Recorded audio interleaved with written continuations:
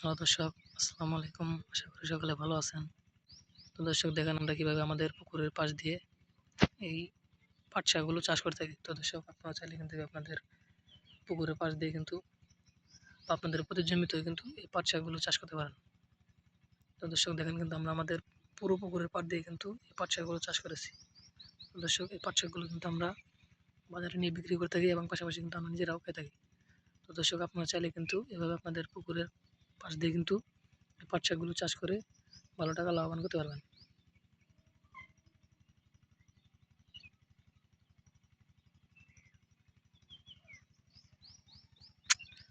তো দর্শক এই পাট শাকগুলো যদি আপনারা চাষ করতে চান তাহলে আপনাদের এই পাট শাকের বীজগুলো বাজার থেকে কিনে আনতে হবে।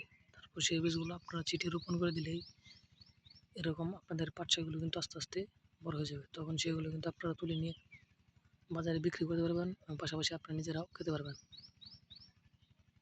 তো দর্শক দেখেন আমরা আমাদের পুকুরের পাশ দিয়ে কীভাবে এই পাট শাকগুলো চাষ করে থাকি।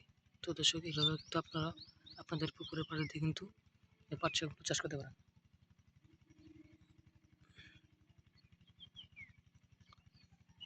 তো দর্শক আমাদের ভিডিও যদি আপনার একটু ভালো লেগে থাকে তাহলে অবশ্যই চ্যানেলটি সাবস্ক্রাইব করে দেবেন এবং ভিডিওতে একটি লাইক করে দেবেন। ধন্যবাদ, চলে ভালো থাকবেন। আসসালামু আলাইকুম।